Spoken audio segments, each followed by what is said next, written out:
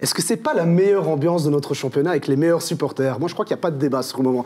Bonsoir tout le monde, bienvenue dans Standard Le Talk, votre émission 100% Standard de Liège, 100% rouge. Vous l'avez vu, hein, on est de retour en plateau parce que c'est la nouveauté de cette nouvelle saison. Hein. Chaque mois, on va vous proposer différents portraits. On sera souvent en extérieur pour faire les interviews de vos joueurs préférés, mais une fois par mois, on sera en plateau pour débattre des prestations du Standard de Liège, tout simplement, avec des invités exceptionnels. Et nos invités ce soir, ils sont tout beaux, ils sont tout chauds, ils sont tout motivés de revenir en plateau. On va commencer par notre rédac-chef de Vous Sport, Jean-François Rémy. Salut Jean-François. Salut tout le monde. Ça va? Oui, ça va bien. Ça va bien. C'est un chouette. Alors, ce qui est génial dans un match comme ce qui s'est passé, peu importe pour moi finalement quelle est l'issue, mais c'est les émotions. Et je pense que ce qui véhicule le mieux les émotions, c'est le sport. Donc ce qui s'est passé hier au stade était, je pense, pour ceux qui ont le cœur rouge, assez extraordinaire. Au stade ou devant sa télévision. Hein. Oui, non, c'est clair. On reviendra sur ce match complètement fou, avec notamment Jonas Bernard de Sudinfo. C'est Jonas qui suit le Standard depuis quelques temps, qui lui aussi se disait il va se passer quelque chose ce dimanche à Sclessin. Ouais, on s'attendait à un beau classico. On n'en a pas eu des beaux ces dernières saisons. On ne va pas revenir sur les événements, mais... Là, on s'attendait à deux belles équipes quand même, Anderlecht qui était en forme, le Standard aussi, qui revenait bien. Donc au final, on n'a pas été déçus. J'avoue, comme supporter neutre, comme observateur du football belge, là, franchement, c'était un très beau match. Donc ça va faire plaisir de discuter de tout ça ce soir. Et je le disais, des invités exceptionnels, notamment celui qui est à ma gauche. C'est un grand fan du Standard, mais c'est aussi un grand DJ, producteur, qui a notamment produit ceci.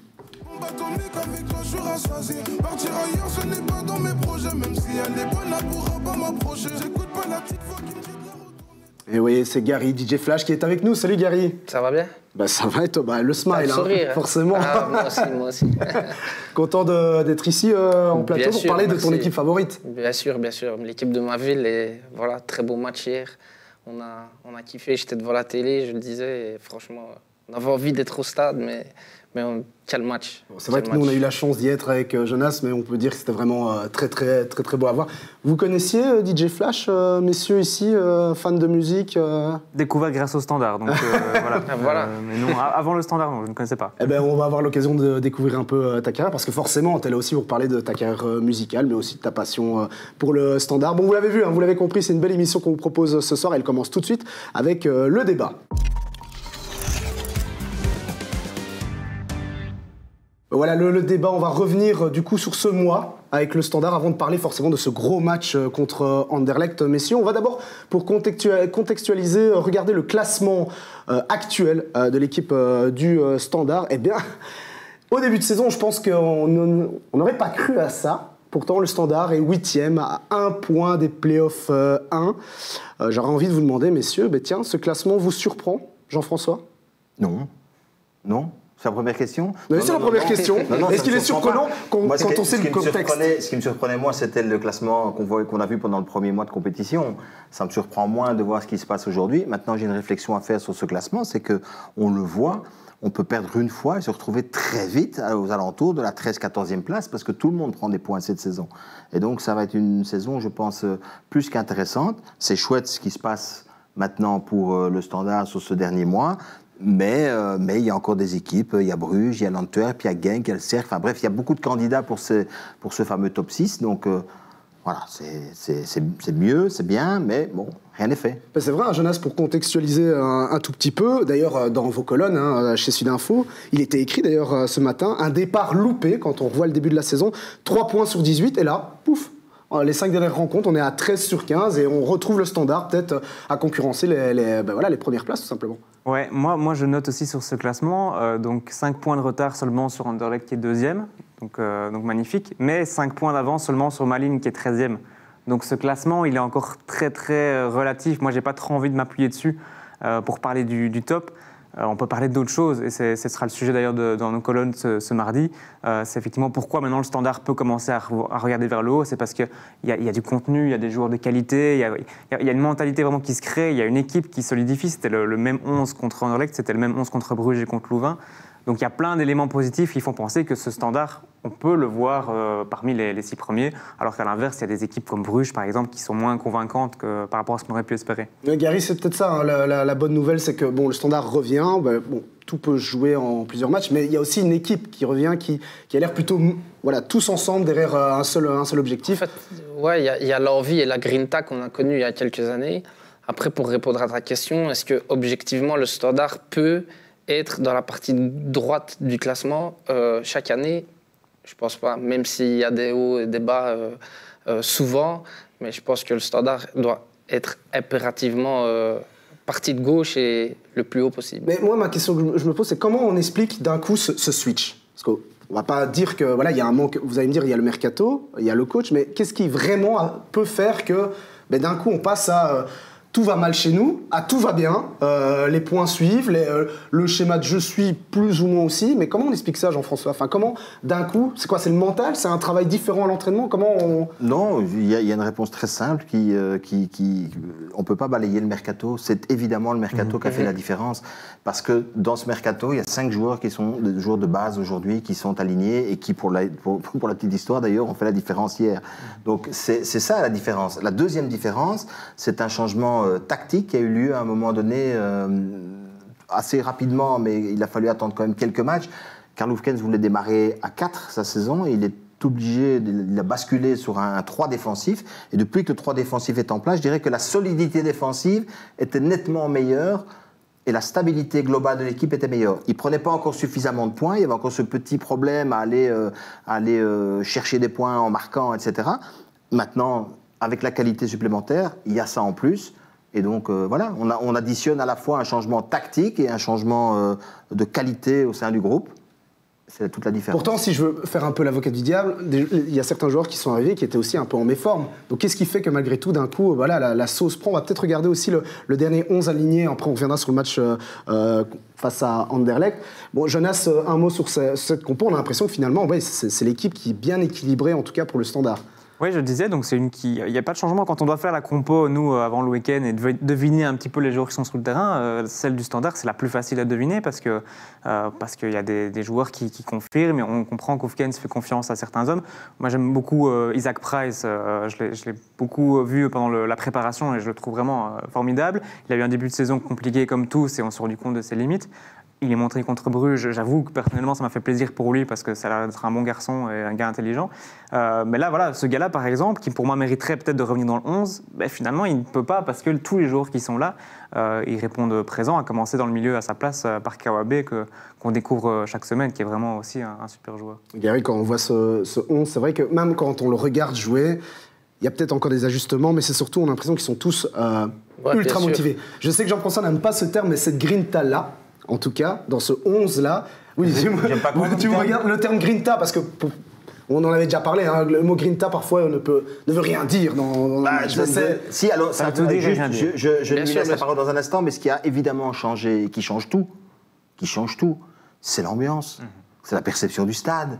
C'est ça qui change, évidemment. Les mecs qui sont portés à un moment donné... Ce qu'on disait en off, et je suis tout à fait d'accord avec ça. Moi, j'ai un coup de cœur, c'est pour Alzate. Je trouve qu'il est... Vraiment, ça va devenir un des meilleurs joueurs de notre championnat. Et je trouve qu'il est très complémentaire avec Kawabe parce qu'ils font des courses totalement différentes. Et voilà. Et je pense que quand Kanga va avoir cette petite réussite devant le goal, je pense qu'on aura vraiment une équipe à tous les niveaux qui ne va pas bouger. Je pense que le 11, il est là et il va rester. Et après, petite parenthèse, je suis très content aussi pour Van Heusden parce que il a connu il y a quelques mois des moments assez compliqués. Et là, même s'il y a encore parfois quelques erreurs et quelques approximations, là, je trouve quand même qu'on retrouve le Van Heusden d'il y a quelques années. Mais tu fais bien de parler de Zinho, Jonas, parce que c'est vrai que lui aussi, on a l'impression qu'il y a une transformation en termes de... J'assume de porter ce rôle de capitaine, et on le voit là, quand à chaque bon résultat, aller voir les supporters, lui qui a l'air plutôt taiseux, timide de base, mais là on a l'impression aussi que il y a eu un changement clairement de mentalité, tout simplement aussi. Oui, TSE, je pense aussi une volonté maintenant pour lui de plus trop s'exprimer à droite à gauche parce qu'il a connu. Enfin, finalement, Zinho, on l'a plus entendu parler, on l'a vu dans les médias que sur le terrain. Il a eu beaucoup de blessures, on l'a peu vu jouer. Donc je pense que maintenant il a envie de se concentrer sur le terrain. Mais globalement, je crois que c'était quelqu'un qui n'aimait pas trop non plus s'exprimer. Oui, c'est pas quelqu'un qui est très loquace en tout cas par rapport à la presse. Mais ça se respecte. Ici, ce rôle de capitaine, finalement, il nous disait à demi-mot que Karl Hofkens est venu le voir et il n'a pas eu trop le choix. Il disait ça dans le sens que ça ne se refuse pas, un brassard. Et donc, effectivement, lui, il aime bien prendre ses responsabilités, surtout quand ça se passe mal. Donc oui, c'est une réussite pour lui aussi. Voilà, je pointe quand même sa première mi-temps d'hier où ça a été très compliqué pour lui. On reviendra sur ce match. On va rester plutôt global avant d'arriver sur ce Standard Anderlecht. Mais un bon début de saison, ça c'est clair de la part de Zinho. Il faudrait juste rajouter un truc. Zinho, forcément, je le connais bien puisque j'ai une double vie aussi comme entraîneur, etc. Et donc j'ai eu Zinho pendant longtemps. Zinho est un joueur de classe, vrai joueur de classe, dans ses lectures de trajectoire, dans sa manière de, etc. Mais Zinho revient aussi d'une longue période sans jouer. Donc je trouve qu'il faut lui laisser du temps. Il sera meilleur dans un mois, il sera meilleur dans 2 mois. Mais il est déjà meilleur qu'il y a un mois. Mais il est déjà meilleur qu'il y a un mois. Donc c'est mais très pourquoi positif. je dis ça? Parce que quand la saison commence et qu'on veut jouer à 4 du côté du Standard avec Bob, Bocadi et Zinho, là, le fonctionnement n'était pas top. Ça a rassuré tout le monde défensivement de les remettre dans un système à 3. Premier changement important, le coach n'était pas resté obtus sur son choix tactique. Et je pense que ça a bénéficié à l'ensemble de l'équipe, les 3 défenseurs, que ce soit les fils ou ici, on découvre évidemment maintenant le talent de Ngoy, qui est un joueur aussi en devenir super intéressant. Mais c'est important de souligner que ce qui était important en changeant le système aussi, c'était aussi laisser le temps à Zinho de mieux grandir. Il y avait trop de poids, trop de charge tant qu'on jouait à 4.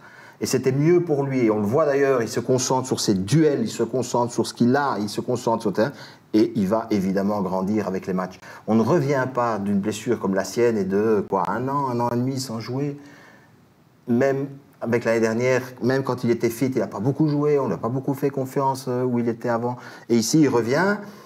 Chez lui, il doit assumer tout ça, donc laissons-lui le temps. Je suis sûr qu'il va être de mieux en mieux, parce que ce talent, il l'a, mais il faut lui laisser le temps de grandir. Non, bien sûr, je pense que c'est... Oui, Gary, Pardon. Non, vas-y. Le problème, c'est qu'il revient chez lui, en fait. Et nous, on n'a pas oublié le Zinho d'avant, donc les supporters et même les journalistes, il faut le dire, sont durs avec lui, entre guillemets, parce qu'on a envie d'avoir tout de suite le Zinho. Je trouve qu'on est plutôt gentil. Là où il a raison, c'est que depuis, ça c'est le problème, c'est que depuis que Zinho joue au football, on a parlé de lui très très tôt. Oui, on a tout de suite parlé de Zinho comme étant le nouveau compagnie, etc. On lui a tout de suite mis beaucoup de pression par rapport à ça. Donc voilà, c'est finalement un joueur qui a dû endurer ça depuis longtemps, alors qu'il est encore très jeune. Et aujourd'hui, le fait qu'il soit un peu plus peut-être retiré avec ses interviews, etc., je pense que c'est positif. Et c'est peut-être pour ça aussi que ces matchs sont un peu mieux. Ouais, mais il y a encore par-ci, par-là, mais il le sait lui-même, il le dit lui-même d'ailleurs. Il n'est pas. C'est parce qu'au-delà du fait d'avoir du talent, c'est aussi un garçon qui sait réfléchir. Oui, c'est ce que j'allais dire. Il est assez lucide sur tout ça. Il est important dans la cohésion globale aussi de l'équipe parce qu'il connaît bien le club, parce qu'il connaît bien, etc. Donc il y a beaucoup d'éléments intéressants. Moi, je voulais juste insister sur le fait que le changement tactique a été, à mon sens, le premier pas vers les choses plus positives. Eh ben, tu fais bien parce que c'est une belle transition, parce qu'on doit parler quand même, avant de parler effectivement du Classico, du coach. Beaucoup d'interrogations au début. En tout cas, certains se posaient la question de est-ce que c'est le bon coach pour le Standard, etc. Le début, tu l'as dit Jean-François, catastrophique, avec un système de jeu qui ne correspondait pas. Et là, je crois aussi, c'est un switch aussi, et je crois que c'est important de se dire que c'est bien d'avoir aussi un coach qui puisse avoir cette faculté de se remettre aussi en question. Je crois que c'est ça aussi qui peut faire la force, Jonas, non Je trouve que c'est toujours le plus dur, en tout cas moi personnellement, de voir la griffe, la patte d'un entraîneur sur son équipe, sur son jeu. Et donc Karl Hofkens, c'est moins flagrant que Ronny Deila. Là où je me rends compte, où j'ai l'impression que Karl Hofkens est assez fort, c'est peut-être effectivement la gestion de ses joueurs et au niveau de son discours, de la relation qu'il a avec chacun, comment il gère des joueurs qui ont été sur le banc, qui reviennent. Je pense à Ngoy, je pense à Balukisha, on se rappelle de l'épisode à Eupen. Isaac Price, qui était en tribune contre Eupen, qui revient, qui marque contre Bruges. Comment il gère les cas individuellement, je pense que là, il fait quelque chose d'assez remarquable par rapport à son groupe. Et ce qui est bien aussi, ce que disait Jean-François, c'est aussi cette faculté de changer de tactique, à un moment donné, de ne pas rester obtus. Oui, c'est ça, mais je veux dire, changer d'un système à l'autre, voilà, oui, effectivement, comme tu dis, il y a des entraîneurs qui sont plus bornés et qui restent dans leurs idées. Voilà, ça, je veux dire, il est assez intelligent. Je sais que ça, c'est une des qualités qu'on lui décèle, en tout cas depuis qu'il travaillait à Bruges, c'est qu'on disait c'est un gars qui est assez intelligent par rapport au football. Donc voilà, ça ne m'étonne pas trop. Mais ici, je pense que c'est plutôt effectivement sur le relationnel où je suis assez surpris, d'autant que moi, je le voyais un peu comme quelqu'un très strict, très sévère avec les joueurs, ou avec les gens de manière générale. En fait, c'est quelqu'un de très calme, très posé, très sympa. Je pense que ça, ces joueurs aussi le ressentent. Oui, mais tu fais bien parce que l'exemple avec Balikwisha était le plus flagrant. Hein. Il le dit ouvertement et Dieu sait, Jean-François, toi qui as aussi cette partie-là, hein, que tu connais cette vie-là, s'exprimer devant la presse en disant « il a été pas bon et c'est normal que je le sors », et puis par après lui redonner la confiance, c'est quand même une arme double tranchant de oser dire les choses comme ça directement à la presse en disant « ben voilà, je l'affiche ». Je ne sais pas si c'est forcément le bon message, mais en tout cas, c'était couillu. Il ne l'a pas tué, hein. Attention, il a été. Parce que lui redonner sa chance directement après, c'est aussi. Oui, il n'a pas évité le sujet, quoi. C'est ça aussi qui soude un groupe, hein, je pense. Et parce que s'il ne l'avait pas repris directement, je ne suis pas sûr que mentalement, pour lui, ça allait être facile. Oui, je voudrais simplement dire, donc, premièrement, il n'est pas resté figé dans une idée, première chose. Voilà. Deuxième chose, quand il arrive au Standard, un des problèmes, je trouve, c'est qu'il a fallu que tout ça se mette en place. C'est-à-dire que ce n'était pas lui le seul nouveau. Il y avait aussi un nouvel adjoint, deux nouveaux adjoints, une nouvelle équipe dirigeante. Il fallait que tout ça fonctionne, il fallait que tout ça se mette en place, il fallait que chacun trouve sa place, il fallait que chacun... voilà. Donc ça, c'est aussi des choses à mettre en place. Ça ne se fait pas comme ça, du jour au lendemain, et certainement pas quand les résultats ne suivent pas. C'est toujours plus facile quand tout va bien, et hop, tout le monde semble bon. Donc, première chose. Deuxième chose, pour l'avoir connu comme footballeur aussi, c'est un leader d'homme. C'est lui ce qu'il veut, en fait. J'ai envie de vous dire, je mets des guillemets, c'est presque un gars à l'ancienne, en fait, avec un peu d'idées modernes. C'est pour ça que je trouve qu'il correspond assez bien au club. Quand je dis gars à l'ancienne, c'est que le gars à l'ancienne, en fait, vous avez entendu, bah oui, tu l'as fait, l'interview de Gillet, quand il dit les succès, ça commence dans un vestiaire, il faut construire ça. Ben lui, c'est ça. Lui, il est persuadé que c'est d'abord l'ambiance de groupe, que c'est d'abord l'ambiance du vestiaire, que c'est d'abord ça, et que pour ça, il faut que tout le vestiaire soit concerné, et tout le vestiaire est concerné à partir du moment où, ici, il a montré 2-3 fois c'est lui le boss du vestiaire. Quand on dit un vestiaire est important, on ne donne pas les clés au vestiaire. Ce qu'ils ont fait parfois dans le passé au Standard et où ils se sont trompés, c'est je donne les clés à un joueur et qui fait ce qu'il veut, ou à des joueurs qui font ce qu'ils veulent. Non, c'est pas ça. Le boss du vestiaire, c'est le patron, c'est lui, mais le vestiaire va s'organiser. Et c'est ça qui est chouette, au fait, aujourd'hui, et qui sans doute est une des clés aussi du succès. C'est que ça se met en place.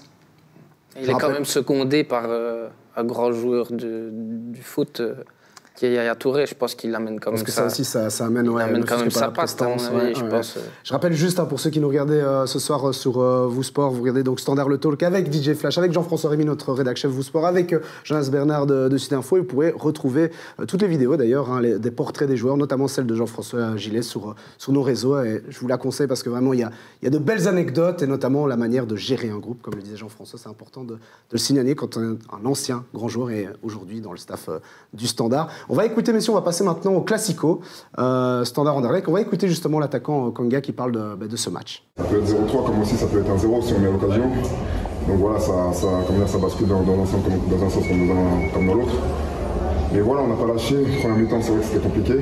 On n'a pas eu aussi les faits de jeu en notre faveur. Et on est revenu en deuxième mi-temps avec un meilleur mental et on était plus calme. On a montré notre qualité. C'était pas vraiment un discours, c'était un peu tout le monde qui parlait. Et voilà, tout le monde était dans le même élan, on savait qu'on pouvait revenir, parce qu'on avait les occasions. Si eux ils marquent 2 buts, on savait qu'on pouvait marquer 2 ou plus.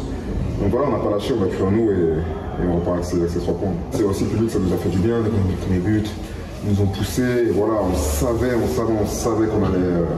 qu'on allait, je sais pas, c'est des sentiments, tu peux pas l'expliquer dès que tu es sur le terrain, tu le sens. Tu sais que tu marques le premier but, tu sais que le match tu vas le gagner. Le groupe est bien homogène et voilà, on avance bien, on espère continuer à rester sur cette série. Et je peux vous dire que le journaliste qui était sur place, Lucas Caffarini, nous a dit que c'était quand même assez compliqué d'entendre de ce que dit Kanga parce qu'il y avait énormément d'ambiance. Mais ce qui est intéressant, messieurs, c'est justement ce qu'il dit par rapport au fait de revenir. il ne sait pas comment le décrire, mais il savait que même à 2-0, il allait se passer quelque chose, Jonas. Ça, c'est fou. On a l'impression qu'il n'y a qu'à Sclessin qu'on peut voir ce type de scénario. Mais c'est ce qu'on ressent, ce qu'on a senti au stade, et c'est ce qu'on sent souvent sur un match. C'est parfois quand vous mettez le premier, le deuxième ou le troisième vient plus rapidement. C'est toujours le premier le plus important. Donc ça, on le sentait quand même qu'il y avait la possibilité pour le Standard de revenir.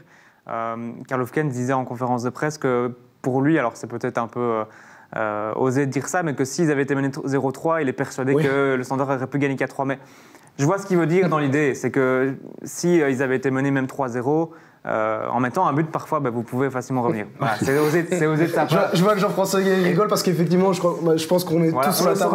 Non, mais je souris pourquoi ? Parce qu'en fait, quand on raconte une histoire, quand tout est fini, c'est facile. Voilà, c'est clair. Et donc en fait, je le sentais, machin, etc. Oui, mais ce qui est très drôle. Je suis pas sûr qu'au 0-2, c'est vraiment ça. Même au 0-3 qui a été annulé, je suis pas sûr qu'il s'est dit. Gary, ce qui est fou, et après, je voudrais avoir l'avis de Jean-François aussi là-dessus, par rapport à ce type de football d'aujourd'hui, où on a l'impression que 2-0, rien n'est plié. Vous savez, on dit souvent dans les matchs d'avant, on se disait, bon, à 2-0, le résultat est acquis. Quand je parlais des matchs d'avant, c'est les matchs, le nom des 2000, quand j'étais encore frais pour regarder ce type de match. Mais je veux dire, on a l'impression que quand on arrive au 2-0, le score est plié, il n'y a plus moyen de revenir. Et là, aujourd'hui, dans le football moderne, on peut même plus se dire, bon, on gère une première mi-temps, on a deux goals d'avance, tout va bien se passer. Non, ça s'est joué à rien et au final... ça dépend, quand ce sont des équipes qui maîtrisent leur sujet. Quand c'est 2-0, le match est fini. Mais par exemple, Jean-François Anderlecht. Vous allez m'obliger de parler d'Anderlecht, mais la deuxième mi-temps d'Anderlecht n'est pas à hauteur de ce qu'un match comme ça nécessitait. C'est-à-dire que, qu'est-ce qui s'est passé dans le match ? On a vu une première mi-temps où, tactiquement, Anderlecht avait très bien joué le coup, ils ont joué dans le dos de Dengoy, etc. Qu'est-ce qui a changé à la mi-temps ? Pas grand-chose. C'est juste qu'on a demandé à l'origine, parce qu'évidemment, régler le problème à l'arrivée, c'était compliqué. Ils se retrouvaient dans une défense avec un appel. Donc il fallait régler le problème à l'origine. À l'origine, c'est-à-dire au départ de la passe. Qu'est-ce qu'ils ont fait pour régler le problème à l'origine ? Ils ont demandé que ce soit plus près dans le marquage, que l'intensité du match soit plus élevée. Et le truc, c'est que le Standard a élevé son intensité et que Anderlecht s'est noyé. Et donc forcément, ça a fait cloups, un niveau assez important. Si Anderlecht avait eu le sang-froid de maîtriser les choses et de garder le ballon, de faire circuler le ballon et de se dire c'est 2-0, on a le match en main, on a le résultat, on va maîtriser les choses. Et on avait d'ailleurs dans la préparation du match, on avait discuté de ça déjà. C'est un peu le problème en Belgique. Quelle est l'équipe qui en Belgique maîtrise totalement son sujet du début à la fin ? C'est ça, c'est-à-dire qu'on a des hauts et des bas dans un match. Quand je dis les équipes qui maîtrisent leur sujet, je pense évidemment à des équipes voilà, ça peut être Barcelone, ils mènent 2-0, ils ne vont pas se rejoindre, ils vont chipper le ballon et l'autre ne le verra plus. Donc Anderlecht n'a pas su chipper le ballon et le Standard a très bien fait d'augmenter son niveau de jeu en ayant réglé ce petit problème qui était que dès qu'à la récupération, il faut être plus près, plus dur, plus sec, plus vite. Et le pressing aussi a changé. Exactement. Quand on voit les dernières minutes de jeu, exactement. Je ne sais plus qui exactement va presser le gardien ou le dernier défenseur. Là, on voit qu'il y a l'envie aussi. Voilà. Mais c'est ça qui est dingue parce que avec Jonas, on s'était fait la réflexion à la mi-temps que même en première mi-temps, il y avait un peu ce système de pressing du Standard, mais on a l'impression qu'Anderlecht, il y avait cette gestion de sortir la balle. Désordonné. Voilà, c'est ça. Ils étaient soit trop loin, soit trop près. Ils n'étaient pas... Alors le problème, c'est quand on fait le pressing, on ne va pas faire un long développement sur le pressing, mais de façon très simple. Le pressing, c'est quoi ? C'est je mets la pression sur le porteur du ballon et c'est ce qu'on appelle les non-porteurs. C'est-à-dire tous ceux qui potentiellement pourraient recevoir le ballon. Pas le type qui est à 450 mètres à l'opposé. Le gars qui est dans... Voilà. Et donc, c'est un qui va et les 2, 3, 4, 5. Le problème, c'est qu'à un moment donné, quand ça se fait avec un décalage, boum, boum, boum, on vous élimine. Et dès que vous êtes éliminé dès qu'il y a une passe, vous êtes éliminé avec une ligne totale. Et donc, le Standard a eu ce problème-là pendant la première mi-temps. N'était pas assez près au niveau de l'entrejeu non plus. Et donc, il faut aller mettre plus de pression. Le Standard doit jouer vers l'avant. Il y a un truc qui, moi, me symbolise ce match extraordinaire. Évidemment, c'est le troisième but, mais la façon dont Ngoy gagne le ballon en défendant vers l'avant. Et ça, le Standard, quand il va jouer comme ça à domicile, il sera sans doute irrésistible. En vrai, Gary, à 2-1, tu t'es dit, ça va le faire ? En vrai ? En vrai. Ouais, franchement, je me suis dit, ça va le faire. Là, au 0-3, je me suis dit, je vais couper la télé, c'est bon, c'est fini. Bon, petite lueur d'espoir quand ils ont annulé le troisième goal, mais à 2, là, je me suis dit, c'est bon. on va gagner, on est chez nous. Encore une fois, une magnifique transition de notre rédac-chef Jean-François, parce que tu parlais de Nathan. Justement, on va l'écouter, Nathan. On l'avait interviewé il y a quelques temps, et voilà ce qu'il nous disait par rapport à sa forme. Moi, je suis quelqu'un qui se met pas de limite. Je veux toujours plus. Essayer de tout gagner. Gagner des trophées. Je pense que c'est mon plus grand rêve dans le foot. Gagner tout ce que je peux gagner en vrai. Et comme j'ai dit, pour l'instant, mon but, c'est de faire le plus de matchs possible ici. Parce que j'ai une revanche à prendre par rapport à l'année passée. Ouais. Moi, je me suis dit, en tout cas, j'ai pas le choix de toute façon. Si j'ai envie de revenir à ma meilleure forme, il va falloir travailler plus que les autres, encore. Rester plus que les autres, faire plus que les autres. Donc, j'avais pas le choix. Je me suis dit, bon, je vais seulement bosser et je vais tout donner. Hein. Ouais. Quand je voyais les autres joueurs, je me disais, purée, moi aussi j'ai envie d'être là, moi aussi j'ai envie de jouer. Donc j'avais faim. Enfin, j'ai toujours faim. J'avais la dalle. Donc j'ai essayé de revenir au plus vite, mais mes kinés ne m'ont pas laissé. Cette belle interview de Nathan Ngoy que vous pouvez retrouver sur nos réseaux sociaux, sur les réseaux sociaux de Vous Sport, une interview un peu plus longue où il parle de son histoire, de sa jeunesse forcément, de son parcours avec le Standard, de sa blessure que vous venez de voir. Mais ce qu'on peut retenir ici ce soir, Jonas, c'est qu'en fait, moi ce que j'aime beaucoup chez ce garçon, c'est le côté ambition. On sent qu'il est ambitieux et que surtout ce qui est intéressant, parce qu'on en a parlé récemment avec Gary, il voit très bien de quoi je parle, c'est le côté, il n'y a pas que le talent. Il y a le travail aussi. Et ça, je crois qu'il en a conscience. Pourquoi ? Parce que peut-être qu'aujourd'hui, il y a peut-être une jeune génération qui a peut-être tendance à se laisser porter que sur son talent. Je me trompe peut-être, mais... Peut-être que c'est dans la difficulté ici, peut-être avec les blessures, avec le fait qu'il y a beaucoup de choses qui lui sont tombées dessus, qu'on se rend compte qu'il faut travailler, il le dit lui-même, travailler un peu plus que les autres à chaque fois. Donc c'est peut-être là qu'il y a eu le déclic. Malheureusement, c'est peut-être dans ces épisodes, dans ces moments difficiles où vous comprenez certaines choses. Donc voilà, parfois il faut aussi de la réussite, mais là, par rapport rien qu'aussi son début de saison, il faut quand même le souligner. Début de saison où il n'est pas trop mal, mais il fait cette erreur à Charleroi qui braque les projecteurs sur lui, injustement selon lui, parce qu'il y avait une faute selon lui de Dabag. On se souvient un peu de cet épisode. Difficile à digérer. Kostas Laifis revient alors qu'il n'était pas censé revenir. Et qu'est-ce qui se passe ? Nathan Ngoy à Eupen, il se retrouve sur le banc et c'est Kostas Laifis qui vient et qui joue. Là, c'était aussi un peu dur à encaisser. Carlo Fens a dit, je ne lui ai pas parlé, je l'ai laissé travailler, il est revenu, il a réagi et maintenant il a gagné sa place. Est-ce qu'il va la garder ? Parce que Kostas Laifis sera prêt, en tout cas opérationnel pour le match à Gand. A priori, Carlo Fens devrait faire confiance à Nathan Ngoy à Gand. Donc voilà. Bon, Jean-François, le coach, dans ces moments-là, un jeune qui performe, il est bon, il fait des bons matchs, etc. Enfin, avec parfois peut-être des moments d'absence, etc. Ton joueur, on va dire, titulaire de base revient, qu'est-ce que tu fais ? Sans pour autant te mettre dans la peau de Carlo Fens, mais toi, le coach, voilà, comment tu gères, comment on peut gérer ça ? Il y a vraiment deux façons de voir les choses. Il y a une façon très simple, c'est de dire c'est le meilleur qui joue, donc s'il a bien performé, il continue à jouer. Et une autre façon de dire, ça dépend un peu, quelle est la sensibilité de l'entraîneur, de dire ça c'est plutôt mon titulaire. Après, il y a un argument quand même de poids pour faire jouer les fils, c'est le fait qu'il soit gaucher et qu'à cette position-là, on a besoin d'un gaucher pour venir fermer le côté quand on joue à 3, puisqu'on défend la largeur à 3. Et à Gand, il faudra bien défendre, parce que je pense que le Standard doit garder cette bonne dynamique, mais il ne faut pas forcément aller à Gand en se disant on va gagner 0-3. Le Standard n'a plus gagné à Gand depuis longtemps. Ouais. Mais gardez vos arguments pour tout à l'heure, parce que il y a un autre match, ça dépend. Voilà. Et pour Gand, je pense qu'il va jouer. Nathan, il sort de 2 matchs extraordinaires, donc à un moment donné, il faut aussi voir le niveau de performance. Donc si vous me demandez à moi, je pense qu'il n'est pas très compliqué d'expliquer à Leifis, qui plus est, ne s'est pas entraîné pendant 3 semaines, pas très compliqué de lui expliquer qu'il est logique de laisser Nathan dans l'équipe. Et juste par rapport à Nathan, c'est un gars, c'est super ce qu'il dit, mais alors si vous allez parler du talent et du travail, moi je suis désolé, le talent, quel que soit, ça suffit pas, il faut du travail. C'est-à-dire que même Messi a bossé, même Ronaldo a bossé, et même Eden Hazard a bossé, même si on lui a toujours fait... Ça a été les sujets on en a eu l'occasion de discuter en off dans d'autres moments, mais c'est vrai que voilà, il y avait ce côté où parfois j'ai l'impression que même en voyant les plus jeunes au Standard, on a l'occasion de les croiser, on a l'impression que parfois il y a des jeunes qui se disent et quand vous retournez, je vais vous poser une question, très bien, et quand vous retournez 5 ans après, ils sont toujours là ceux-là ? Ben non, ils ne sont plus là. Donc vous répondez tout seul à la question. oui, il faut bosser, et que quand on a du talent, il faut bosser. Mais parfois, il y a des pépites quand même. Oui, mais c'est un bel exemple. Je vais prendre une pépite que tout le monde connaît. Et après, on devra avancer, hein, parce Eden. que l'émission tourne. C'est la pépite. Tout le monde l'a vu, à 15 ans, il était plus fort que tout le monde, il était extraordinaire, ça. Mais il ne faut pas croire qu'Eden n'a pas travaillé. Il a travaillé à Lille, dans le centre de formation. Il a travaillé aux entraînements de Chelsea, à sa manière, parfois. Mais à un moment donné, le haut niveau exige d'être à un niveau athlétique. Voilà, donc oui, il faut travailler. Après, il y en a qui ont la chance d'avoir plus de talent que d'autres, qui peuvent s'appuyer un peu plus dessus.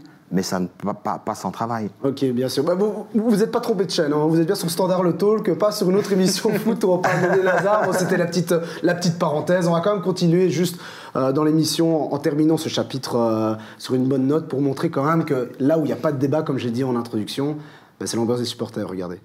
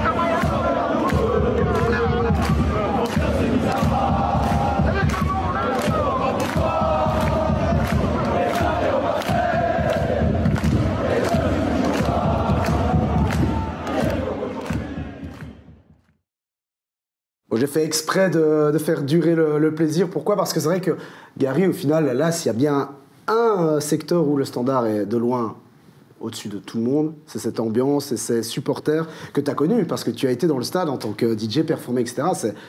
C'est affolant ce qui se passe. C'est incroyable, la sensation. J'ai eu cette sensation l'année dernière où c'était la première fois que je mixais au milieu du terrain. Et au moment de quitter le terrain, où j'ai eu tout le stade qui m'a applaudi quand on a dit que j'avais mixé, franchement, en fait, on ne peut pas rentrer, on ne peut pas commencer le match et avoir cette sensation et se dire je vais faire un match moyen ou allez, non, c'est pas possible. Je pense que ce qu'on vit au Standard, vraiment, quand on est sur le terrain, moi je l'ai vécu d'une manière différente, mais je pense qu'on a la grinta, on l'a comme ça. Et c'est aussi ça qui fait que je pense que le Standard hier est revenu de loin, parce que bon, le 12e homme a joué son rôle. Les journalistes, vous êtes d'accord avec ça? Même que si vous avez un regard un peu plus... Je pense que si ça s'était joué dans une église, je pense qu'en effet, ce ne serait pas passé grand-chose. évidemment que les supporters ont un rôle plus qu'important. Je dirais partout, pas qu'au Standard, mais au Standard, c'est spécial. Et il y en a beaucoup. C'est spécial.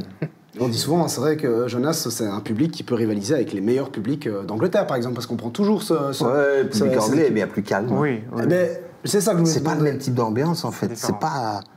Honnêtement, il y a des stades où on peut aller, ou qui sont pourtant des monuments du foot. Lens, par exemple. On peut peut-être comparer à... non, Lens, là, vous faites une comparaison qui, pour le coup... Lens, Dortmund, je pense que c'est quand même des monuments. Non, ce que je veux dire, c'est que c'est des grandes ambiances aussi. C'est ça que je veux dire, en fait. Oui, bien sûr. Lens, Dortmund, le Standard, tout ça, c'est des trucs qui se tiennent, quoi. Oui, et puis, enfin, j'espère que je ne vais pas vexer les supporters, mais je trouve que ces derniers mois, même dernières années, j'ai trouvé le public de Sclessin beaucoup plus calme. Il n'y a plus ce côté enfer de Sclessin. Alors, malheureusement, ça colle aussi avec les résultats. Hein. Je dirais le public aussi, quand vous avez une équipe qui perd, qui ne joue pas très bien, c'est difficile de se motiver, de vraiment mettre l'ambiance. Donc moi, je trouve que effectivement, ces derniers mois, on n'avait pas ce 12e homme, suffisamment ce 12e homme. Et là, typiquement, dans ce match-là, on l'a vraiment retrouvé. Et on a vraiment vécu cet enfer, en tout cas, je pense, pour les joueurs. Alors, Brian Rimmer disait en conférence de presse que ça n'avait pas d'influence. Les joueurs l'ont quand même dit à demi-mot que ça peut influencer un match. Et là, on en revient à ce qu'on disait, c'est que quand vous mettez un premier but et que le stade se réveille, un Marlon Fossey sur son flanc droit, il a le vent dans le dos. Et ça se ressent vraiment, et ça, j'en suis convaincu. Marlon Fossey qui le disait aussi dans une de nos fameuses interviews que vous pourrez retrouver sur les réseaux sociaux. Je fais beaucoup de promos, mais c'est normal, parce que c'est important de montrer tout simplement, vous qui êtes fan du Standard de montrer les joueurs sous un autre jour, qui racontent justement comment ils vivent de l'intérieur, parce que nous, on est bien derrière dans notre studio à parler de comment gérer la pression, comment jouer un match, mais c'est eux qui le vivent, et donc c'est toujours intéressant de les entendre. Allez, on passe justement à une séquence qui vous concerne, amis supporters, c'est justement Parole de supporters. Parole de supporters, justement, on est venu lors de Standard Bruges vous tendre le micro pour vous poser tout simplement cette question très simple. Quel était votre meilleur match avec le Standard de Liège? On vous écoute. C'était Standard Charleroi l'année passée, il y a 2 ans, je ne sais plus exactement. Et l'ambiance était vraiment incroyable, les tifos, les fumigènes, tout le monde qui chante, c'est vraiment incroyable et ça a toujours été une rivalité historique. Et donc battre Charleroi à la maison, c'est ce qu'il y a de mieux et de plus savoureux, je vais dire. Oh là là, moi c'était en déplacement quand j'ai été à Barcelone. En 82, qu'on a raté la Coupe des Champions, en 82 contre le Barça. 1-2, sur tricherie. En plus, sur un coup franc, l'arbitre dit qu'il faut l'attendre et le joueur chante et le goal est accordé. Et on est battu 2-1. Et on gagnait 0-1, ouais. But de Van der Smissen, je crois. Cette année, il n'y en a pas beaucoup, on va pas se mentir. Peut-être que ce sera aujourd'hui. Sinon, le plus beau match, contre l'Union. Contre l'Union parce que ça jouait bien et parce que voilà, c'est toujours un plaisir de recevoir l'Union ici à Sclessin. Je dirais contre Charleroi, il y a 2-3 ans, c'était un match avec une ambiance de dingue. Vraiment, parce contre Charleroi, tout le temps, c'était des beaux matchs, mais là, il y a 2-3 ans, je ne sais plus dire quelle saison c'était. C'était vraiment un match de fou. Avec une ambiance, tous les supporters, n'importe quelle tribune, que ce soit en T3 ou en T4 où j'étais, c'était une ambiance de dingue avec en plus une victoire à la clé, donc c'était parfait. À Sclessin, pour le moment, ça a été compliqué. Je dirais aller contre le Cercle. Ah, ça c'est Standard contre l'AZ, avec la fameuse égalisation en Ligue des Champions de Bolat en décembre. Je crois que j'ai beau le revoir à chaque fois sur YouTube et j'ai les poils qui s'irrissent encore à chaque fois. Je me souviens des Standard Everton, Standard Liverpool avec une grosse ambiance. C'était vraiment très beau en Champions League. L'année passée contre Anderlecht, quand le match a été arrêté, le 3-1, c'était une ambiance, tout le stade chantait, que ce soit la T1, la T2, la T3 ou la T4, c'était inoubliable, c'était magnifique comme match. Standard Bruges quand on a gagné 3-0, ambiance incroyable, tifo incroyable et c'était un des plus beaux moments. Mais voilà, parole de supporter, on en parlait en plateau, c'est quand même chouette d'entendre ces souvenirs-là. Je pense que beaucoup ont envie de revivre ces moments-là, ces moments européens. Je vais quand même demander à toi Gary ton plus beau souvenir, je pense que c'est plutôt lié à un des supporters ici. Ouais, le match où Bolat met le goal, là, c'était incroyable. En plus, j'étais dans le stade, je l'ai vécu de tout près. On en revient toujours à ça, Jean-François, c'est vrai que j'ai l'impression que ça ne peut arriver qu'au Standard. Un goal d'un gardien comme Bodard, boum, ça se passe à Sclessin. Le goal de Bolat, enfin là je sors un peu de mon rôle, mais là c'est plus l'émotion qui parle, mais j'ai l'impression que c'est vrai que dans ce club, il y a des up and down, mais quand c'est tout en haut, quand c'est le côté ultra positif, il n'y a pas une personne qui passe par le Standard et qui, quelque part, comme joueur, n'est pas marqué par le club. Donc, qui sait qu'il se passe un truc. Voilà, y compris des années où ce n'était pas nécessairement top. Donc, il se passe quelque chose. Et que ce soit dans l'excès, l'euphorie de la victoire, ou dans l'excès, malheureusement, parfois inverse, il se passe des trucs. Donc, on vit les choses pleinement et on vit les choses avec de l'émotion. Et les émotions, c'est ça qui rassemble tous les supporters. Donc, il n'y a que ça. Et j'insiste quand même pour dire que les 2 derniers matchs qu'ils ont joués ici, et je pense que ce sera presque en forme de conclusion pour le futur, c'est de leur dire, 2 fois, ils ont eu des scénarios inattendus. Le but de Price qui sort de nulle part, et puis ici, le 0-2, et puis 3-2. Donc, voilà, tout est réuni pour que ça vibre, et donc ça vibre. Ils attendent ça en plus avec impatience. Donc, Jonas, on se trompe en disant que maintenant... les équipes qui viennent à Sclessin doivent vraiment craindre ce type de match, parce qu'avant on se disait souvent, oui, tu le disais, l'enfer de Sclessin, ces dernières années c'était plus vraiment ça, donc les équipes venaient sans vraiment réellement stresser, et avec un objectif peut-être de performer. Est-ce qu'on peut revenir à l'état d'avant, c'est-à-dire ça va être compliqué maintenant pour toutes les équipes à Sclessin? C'est ce que ce genre de match contre Anderlecht, plus qu'Anderlecht que contre Bruges, me donne envie de croire. C'est que là maintenant à Sclessin, quand les autres équipes ont vu ce scénario, c'est pas en un match que tout change, mais je pense qu'il y a plus d'équipes maintenant qui vont venir de manière un peu plus prudente et qui vont avoir un peu plus peur effectivement de cette ambiance qu'on avait perdue dans toute une période Covid. Il faut quand même que je le rappelle aussi, ça a été dur aussi. Mais donc oui, là on a retrouvé un peu, comme je disais, un enfer. Et donc ça c'est important pour ce club-là. Mais encore une fois, malheureusement, les supporters, aussi fabuleux qu'ils soient en Belgique, ils dépendent aussi un petit peu de l'ambiance, enfin du jeu et de la mentalité qu'il y a sur le terrain. Ils se collent aussi un petit peu à ça. Donc les joueurs ont besoin aussi, dans l'autre sens, de donner quelque chose. Oui, il y en a qui venaient au Standard en se disant on sait que le public est un peu... le premier but qu'on va marquer, on sait que le public va un peu basculer, va être déçu. Donc voilà, tout ça a changé aujourd'hui. Attention, il y a une belle statistique, c'est que DJ Flash au milieu du terrain, c'est 0 défaite. Oui. Ah non, mais c'est vrai, c'est vrai. Ah ben voilà, mais c'est important de le souligner parce que vous regardez Standard Retour avec DJ Flash. Petit message aux dirigeants, vous savez ce que le reste a fait. Amenez plus souvent DJ Flash. Il y a une époque, quand j'ai commencé à suivre vraiment le Standard de manière régulière, je pense que j'ai mis du temps à avoir une première victoire. Moi, j'étais un peu le chat noir, mais maintenant, c'est un peu réglé. Ça va, hier, t'étais au stade? J'étais au stade hier, donc voilà. T'as de la chance. C'était quand même 0-2 à la mi-temps. On s'est demandé quoi. En plus, on s'est dit comment, de quoi on va parler dans l'émission. Si c'est ça qu'il a voulu partir. Donc vous l'avez compris, une belle émission qu'on vous propose ce soir. Et là maintenant on va parler un peu musique, on va s'écarter. Quoique, il y a un lien avec le foot, vous allez comprendre, parce que DJ Flash est notre rouge du soir. Bon voilà, je le rappelle, DJ Flash c'est surtout ça.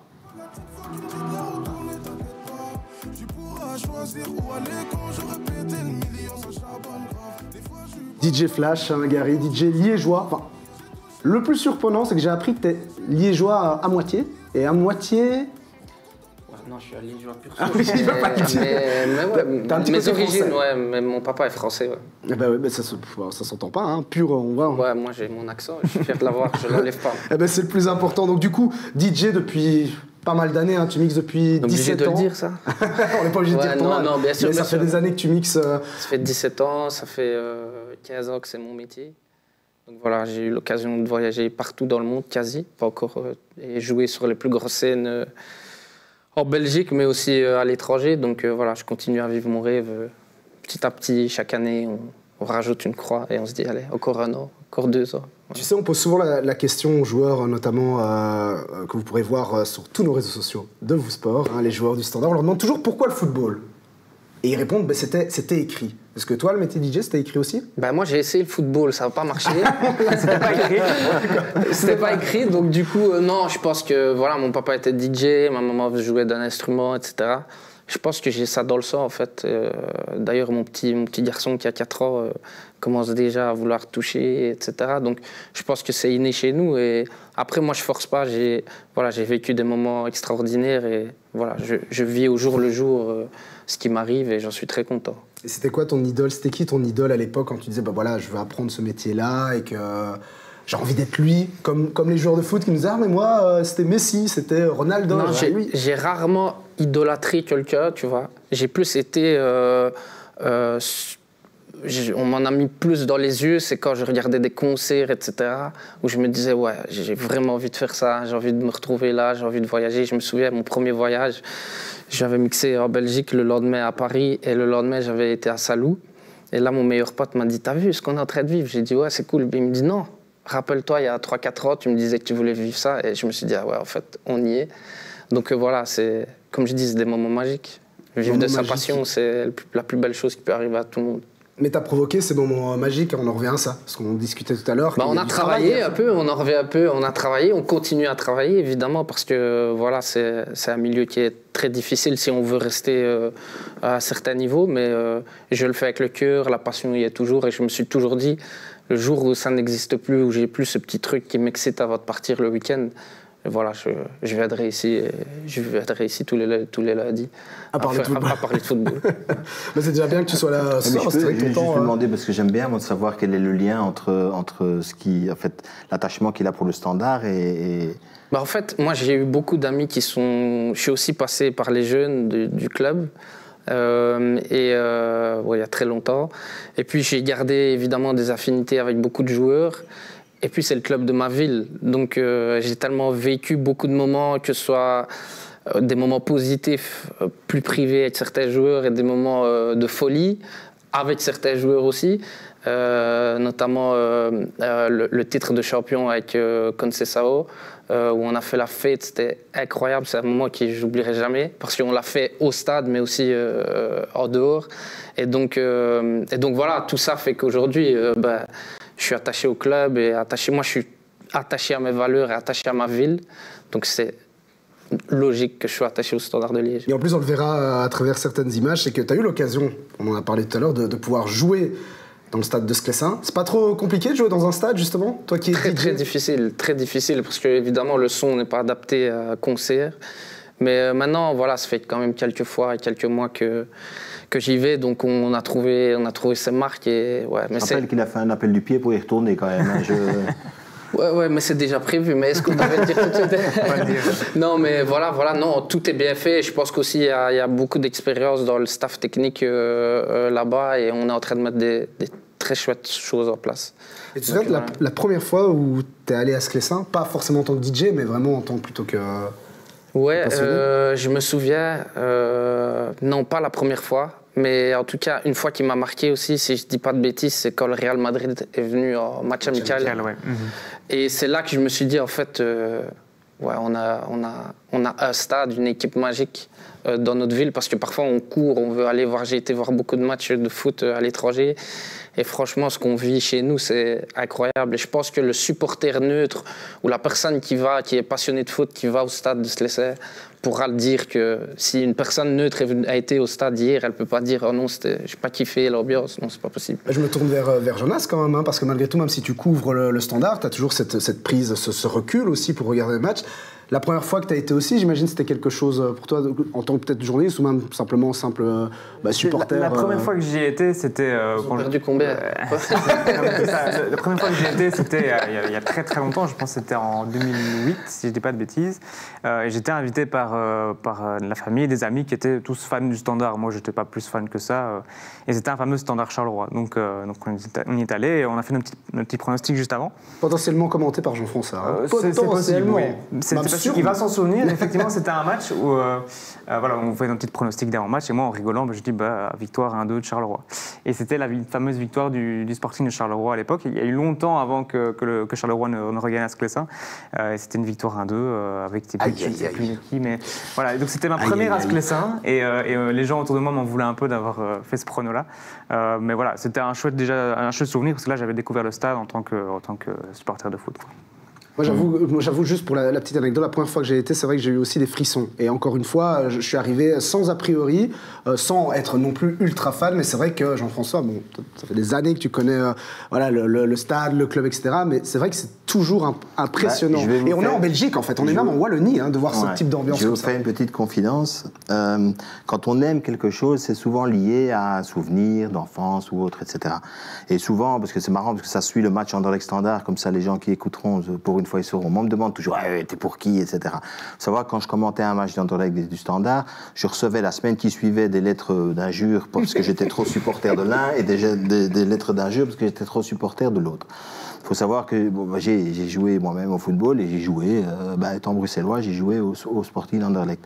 Mais mon premier souvenir, qui est un souvenir comme une Madeleine de Proust, c'est à l'époque, on venait au stade et on marchait sur le toit du stade, parce que mon papa était commentateur à l'époque, et on marchait sur le toit du stade et on descendait dans la nacelle de télévision. Et donc, mon premier souvenir de Sclessin, c'est sur le toit du stade, avec cette ferveur qui sortait. Je devais avoir, je ne sais pas, peut-être 7, 8 ans, 10 ans, j'en sais rien. Et voilà, et c'était une époque qui n'était pas comme aujourd'hui, puisqu'on pouvait encore aller dans les vestiaires des joueurs. Et j'avais été dans le vestiaire après, manger de la tarte avec les joueurs sur la table de massage, et je me souviens de ça. Voilà. Donc, c'est une histoire d'enfance qui fait qu'on est attaché, etc. Et puis, voilà. Mais c'est toujours lié à... Il y a toujours quelque chose, un souvenir derrière. Mais je précise, c'est pas une question d'être supporter, c'est une question d'être attaché à une atmosphère et une ambiance. Comme le disait Gary, comme je suis attaché à d'autres choses dans d'autres clubs pour d'autres raisons. Et moi, c'est comme ça que je réagis en football, c'est que j'ai des choses qui m'attachent à un club pour des raisons X, Y, Z. Voilà. Que ce soit Charleroi, parce que c'est la ville d'origine de mes parents. Voilà, c'est comme ça. Mais après, je n'ai pas vécu le côté fan. Parce que mon métier ne me le demandait pas, parce que la façon dont j'ai été formé ne me le demandait pas non plus, quoi. Ouais, parce que je rappelle quand même pour Gary, donc DJ international, tu as beaucoup voyagé. Tout a commencé quand même, je pense, en 2011 avec un certain petit artiste qui s'appellerait, je sais pas, Stromae, je crois, mais bon, un petit artiste comme ça, qui débarque. Oui, mais bon, il n'a pas fait son chemin. Voilà. Non, c'est vrai, c'est une anecdote. C'est juste parce qu'on a sorti un track, au même moment, il a sorti Allo Rondance, et on a sorti notre track en commun vraiment au même moment. On connaît tous le succès de Alors on danse. Par contre, mon single, vous ne l'avez jamais entendu. Mais c'est fou comme quoi ça. Moi, je me tiens dans l'autre sens. Non, mais bon, voilà. Ça n'empêche qu'après, un album est sorti, puis des tournées, tu as pu rencontrer tes plus grands DJ, jouer avec les plus grands DJ, voyager partout dans le monde. Je te repose quand même la question, je t'avais déjà posé en off, mais ton plus beau souvenir en voyageant et en faisant, parce que voilà, tu as été un peu partout, c'était quoi ton plus beau souvenir de performance? Chaque voyage est unique, parce que chaque voyage a une histoire, j'ai des anecdotes, donc j'en ai pas un qui m'a marqué, je dirais tous. Maintenant, je pense que je m'étais fixé un objectif il y a quelques années qui était pour moi un rêve de gosse, et c'était Tomorrowland, jouer à Tomorrowland, qui est le festival dans notre pays et qui est sûrement le festival dans le monde, pour ne pas le dire, parce qu'après on va dire ouais, il est trop fier. Belle marque belge. Mais non, mais je veux dire, c'est la première fois qu'on m'a programmé, je venais d'être papa, etc. Donc c'est tout un contexte qui fait que quand je suis arrivé sur place et que j'ai mis mon premier titre, je me suis dit waouh. Bon, attends Gary, Tomorrowland ou le stade de Sclessin? Tomorrowland au stade de Sclessin. Allez, voilà, je vous dis Tomorrowland au stade de Sclessin. Non, mais c'est vrai, t'as réalisé tout ce que tu voulais, en fait, clairement. Pas encore, mais on y est presque. Ah voilà. C'est quand même beau, hein, parce qu'il y a cette carrière de jeune liégeois qui débarque dans les plus grands... Je peux profiter qu'il soit là pour lui poser une question. Vas-y, mais je t'en prie, Est-ce qu'il y a un lien entre... Donc, par exemple, on sait que quand des joueurs de foot vont monter sur le terrain, il y a l'atmosphère, l'ambiance, le côté qui transcende. Comment ça se passe quand on est musicien? En fait, il faut savoir gérer la pression, parce que je pense que quand on est joueur, on n'a pas l'attention de... Enfin, si, on voit bien que tout le monde nous regarde, les caméras, etc. Mais il y a quand même plusieurs personnes. Quand on est DJ et qu'on monte sur scène, qu'il y ait 3 000, 15 000, 20 000, on est seul. Donc ça, j'ai eu beaucoup de mal, moi. Et je me mets souvent dans ma bulle, et on peut dire parfois, Flash, il est antipathique. Non, c'est juste ma manière à moi de gérer la pression, et c'est pas toujours facile. Oui, parce que on peut comparer au football, quand ça va mal, c'est 11 qui en prennent, plus peut-être le coach et tout le club en tant que tel. Là, tu es tout seul. Hein. Tu es tout seul, et puis il faut aussi... on n'a pas des moments, là on parle des beaux moments, mais j'ai aussi connu des moments un peu plus difficiles, des creux aussi, comme un footballeur. Donc voilà, il faut savoir gérer. Après, moi, je suis quelqu'un qui ne me prend pas la tête. Je suis là, je vis mon truc, je m'amuse, et c'est le principal. Et ce qui est intéressant, c'est quand... On voit des similitudes avec un certain Eden, quelque chose là, la passion. Non, mais c'est marrant quand il dit comme un footballeur. Parce qu'en fait, c'est ça, quand on veut faire un truc de haut niveau... Mais oui, et je pense que la musique et le football, moi, je trouve plein de points communs. Même gérer l'après-carrière. Parce que bon, aujourd'hui, j'ai 34 ans, mais... Est-ce que je serais encore capable de faire ce que je fais à 60 ans? Je ne pense pas, parce qu'il y en a très, très, très peu de DJ qui jouent encore à cet âge-là. Donc voilà, il y a toujours ce même raisonnement, et voilà. Il y a ce côté aussi, mettre un peu sa vie privée de côté, parce que tu bouges beaucoup comme un footballeur finalement, c'est beaucoup de sacrifices aussi. Beaucoup, ouais. C'est beaucoup de sacrifices, il faut avoir les gens qui nous entourent. Est-ce qu'ils gagnent autant que les footballeurs? Il y a des DJ qui gagnent très bien leur vie. Après, je n'ai pas encore le salaire d'un joueur du Standard. Un jour, ça ira peut-être. Un DJ Flash, c'est aussi ça. On peut écouter.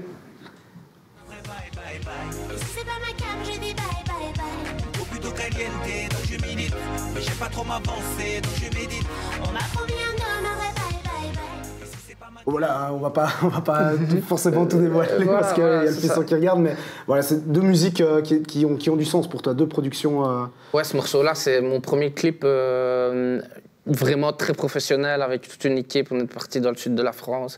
C'est le premier clip qui m'a fait signer en maison de disque.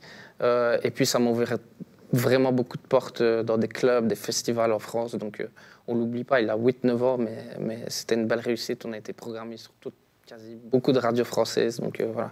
Il y a un truc que je veux vous montrer pour terminer un peu cette interview, parce que c'est assez fou. Tu l'as posté récemment sur les réseaux sociaux. C'est un son que tu voulais sortir avec on va dire un certain programme qui a réussi finalement à reproduire la voix d'une chanteuse. On regarde.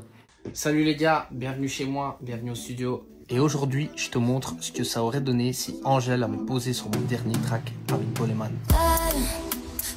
Comédie, je suis pas dedans, je suis plus dans l'action.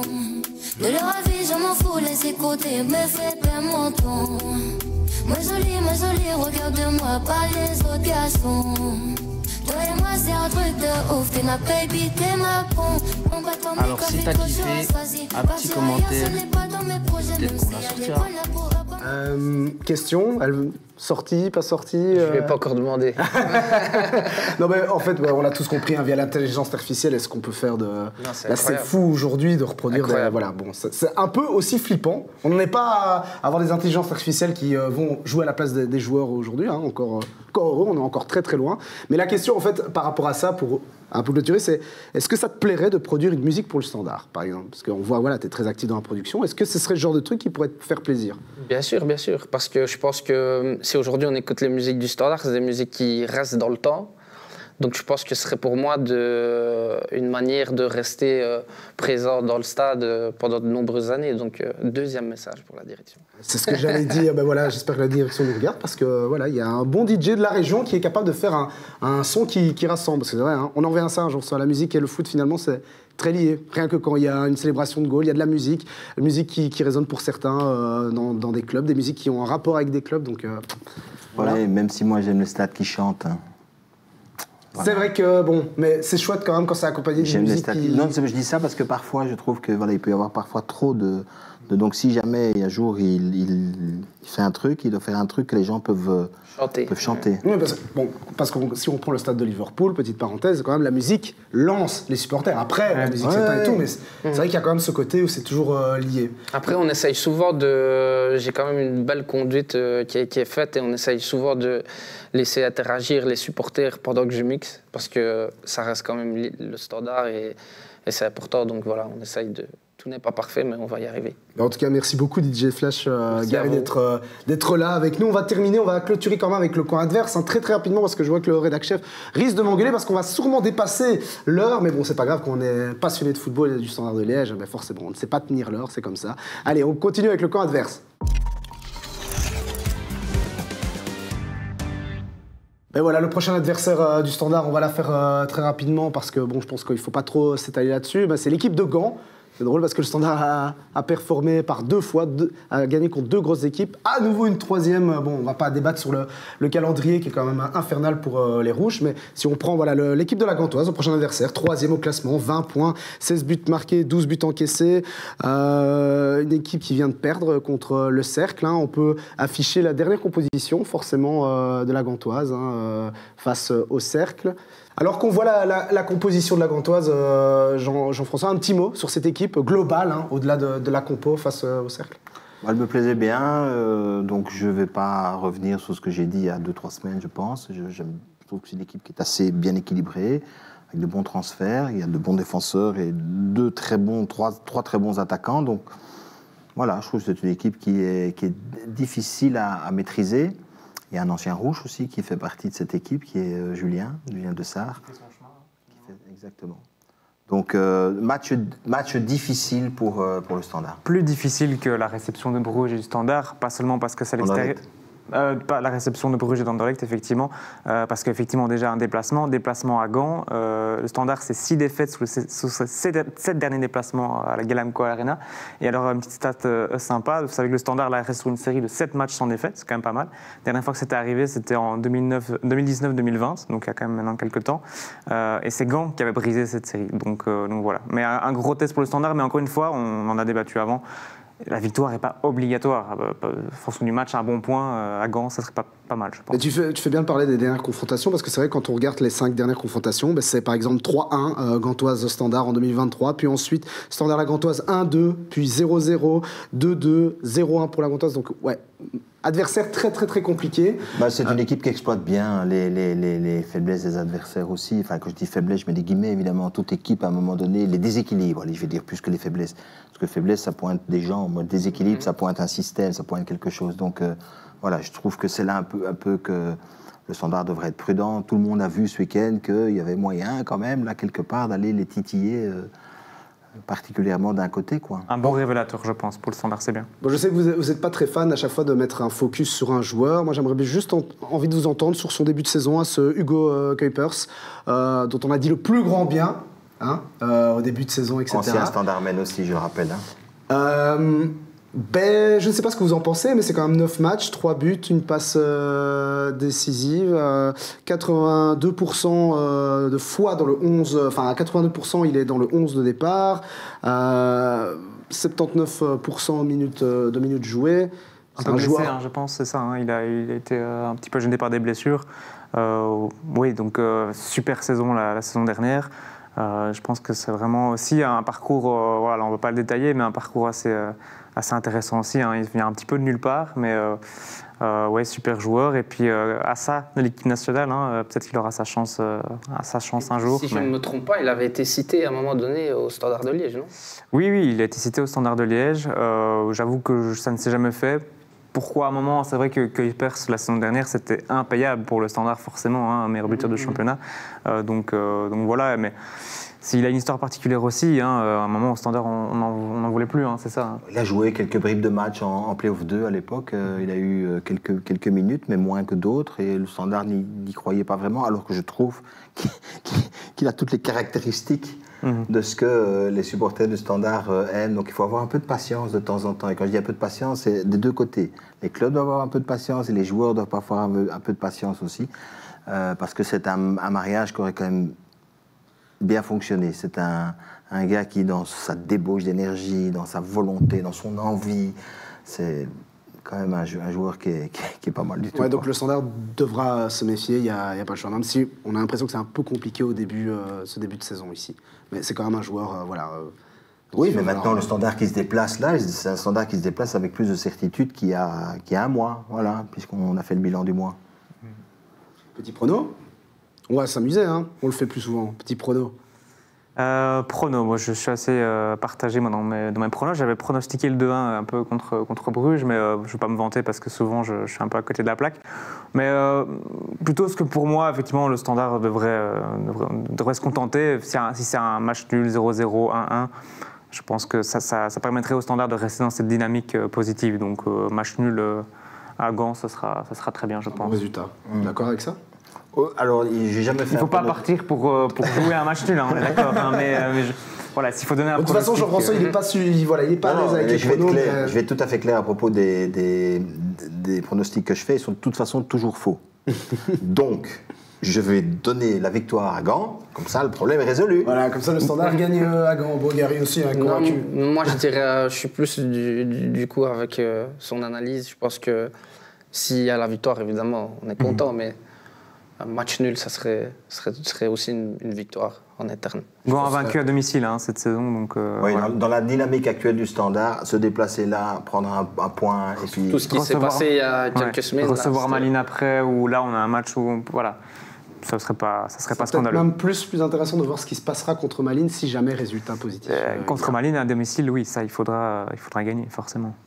Ben voilà, on arrive à la fin de cette belle émission. Merci à vous d'être venu en plateau, Jean-François, Jonas. On se retrouve très vite sur tous les articles que tu publies sur le Standard. N'hésitez pas à aller voir sur sudinfo.be tous les articles consacrés au Standard. C'est ce bon journaliste avec Didier Schintz, ton confrère. Et Ludovic Baton, donc, que je salue parce que on travaille à 3 effectivement sur le Standard. Une vraie belle équipe. Bon, Jean-François, comme d'habitude, tu reviens quand tu as envie en plateau. Même si vous le savez, cette année, c'est une nouvelle formule. Et je pense que c'est quand même une belle formule qu'on vous propose maintenant. C'est ces interviews un peu exclusives sur les joueurs du Standard de Liège. Franchement, allez voir parce que vous allez découvrir vraiment de belles histoires. DJ Flash, Gary, merci beaucoup. Merci à vous pour l'invitation. On a compris, quand tu viens faire la fête ce tu nous envoies des invites. Qu'on puisse participer. Vous venez sur le terrain. Alors. Ah bah oui, clairement. Moi, je l'ai jamais fait, donc ce serait vraiment un chouette... C'est noté. Ah ben ça va, on prend les paris. Merci en tout cas à vous de nous avoir suivis ce soir dans Standard le Talk sur Vous Sport. Et on se retrouve la semaine prochaine avec à nouveau une interview confidence, cette fois-ci de Mundle, le joueur anglais, qui nous parle de son choix de venir au Standard de Liège. À très vite, ciao ciao.